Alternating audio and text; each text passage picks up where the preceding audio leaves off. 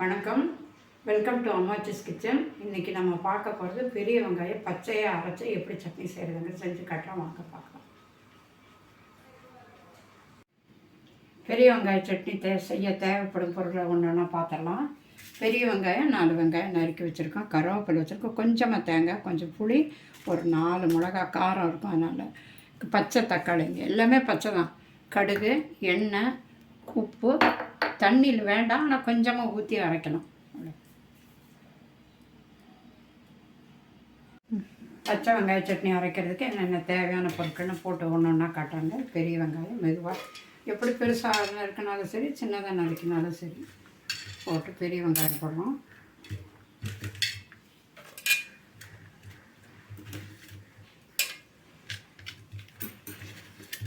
அதுக்கப்புறம் மிளகா 4 மிளகாய் இதையும் போட்டுடலாம். இதுலேயே கொஞ்சமாக புளிங்க, ஒரு 2 கொட்டை அளவு, அவ்வளோதான். போட்டுட்டு தேங்காயும் போட்டு,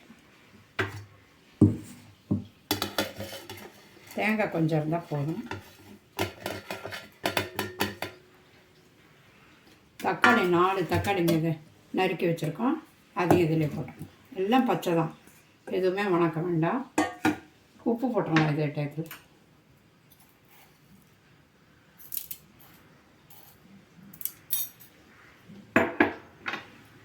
இப்போ அரைக்கலாங்க. இப்போ இந்த எல்லா பொருளையும் இதுக்குள்ளே போட்டிருக்கோம். மிக்சியில் போட்டு நல்லா நைஸாக அரைச்சி எடுத்து வச்சு தாளிக்கலாம். எப்படி தாளிக்கிறதுங்கிறத பின்னாடி காட்டுறேன் பாருங்க. மிக்சியில் போட்டு நல்லா நைஸாக தக்காளி, வெங்காயம், உப்பு எல்லாமே போட்டு இதில் ஒன்றா அரைச்சிட்டோம். புளி, மிளகாய் எல்லாமே இதிலே போட்டு பச்சை அரைச்சிருக்கோம். நீங்கள் தாளிக்கிறது எப்படிங்கிறத காட்டுறேன். அடுப்பு பற்ற வச்சுட்டோங்க. அப்புறம் வடை சட்டி வச்சுருக்கோம், நல்லா காயட்டும். ஒரு 3 ஸ்பூன் ஊற்றுங்க. சட்னிக்கு வந்து கொஞ்சம் எண்ணெய் இருந்தால் தான் நல்லாயிருக்கும், அதனால் 3 ஸ்பூன் ஊற்றிருக்கோம். குழிக்கரண்டிங்க பாருங்கள், இது ஸ்பூன் இல்லை, குழிக்கரண்டி. ஸ்பூனாக இருந்தால் 2 ஸ்பூன், இது 2க்கு சமங்க.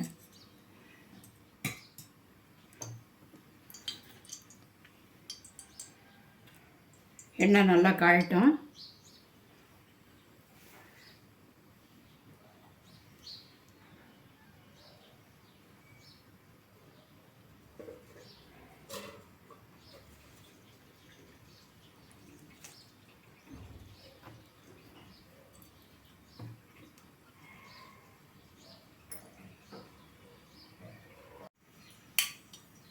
காஞ்சிடுச்சு. இப்போ நல்லா எண்ணெய் காஞ்சிடுச்சுங்க. கடுகு, உளுத்தம் பருப்பு கலந்ததை வச்சுருக்கோம், அது ஒரு 1.5 ஸ்பூன் போடணும், அவ்வளோ.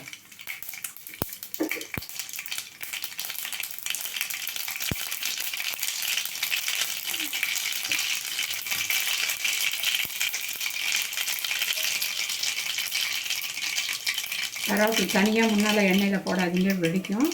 அதனால் சட்னி போட்டுட்டு அது மாதிரியே போட்டோம்.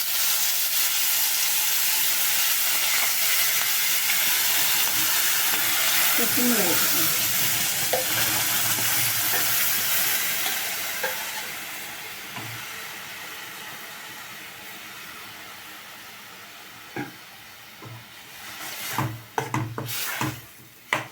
இது வெங்காயத்துலேயும் தக்காளிலையும் தண்ணி இருக்கனால நம்ம தண்ணியை கலக்காத அரைச்சிருக்கோம். அப்போ இவ்வளோ கெட்டியாக வந்திருக்கு. இன்னும் கொஞ்சம் நேரம், ஒரு 5 நிமிஷம் நல்லா அந்த பச்சை வாசம் போகிற வரைக்கும் சுண்டுட்டோம். சிம்மில் வச்சு மூடி வச்சிடலாம். மீடியத்தில் வைங்க, மூடி வச்சு.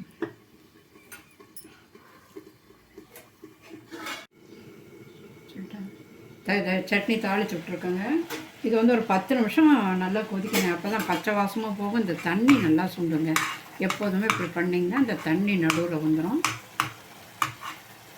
பச்சை வாசம் போயிடுச்சு, நல்லா சுண்டி வருது பாருங்கள். இத்தனைக்கு தண்ணியே நம்ம இதில் ஊற்றலை, அந்த வெங்காயத்துலேயும் தக்காளியிலையும் இருக்க தண்ணியே இதில் இறங்கியிருக்கு. இப்போ இன்னும் கொஞ்சம் ஒரு 5 நிமிஷம், இன்னும் ஒரு கொஞ்சம் கொதிக்கிறதுக்கு தான் லேட் ஆகும், ஒரு 5 நிமிஷம் ஆகும். இந்த டயத்தில் திருப்பி இன்னும் கொஞ்சம் ஒரு குழிக்கரண்டி எண்ணெய் விடலாம். இப்போ இதில் 4 கரண்டி எண்ணெய் விட்டுருக்கோம். அந்த எண்ணெய் இருந்தால் தான் அந்த சட்னிக்கே டேஸ்ட்டு கொடுக்கும்.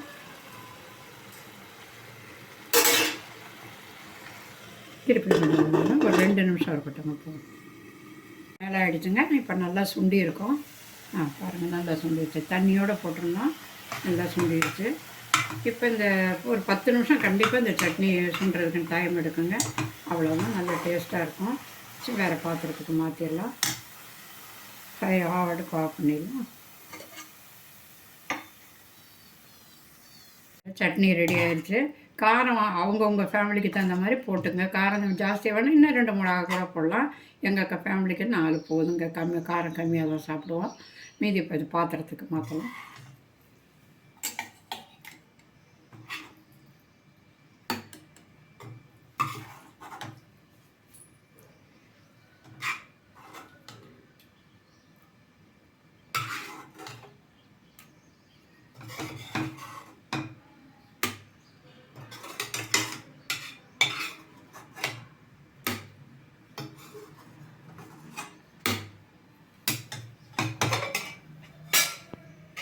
பெரிய வெங்காய சட்னி ரெடி ஆகிடுச்சு.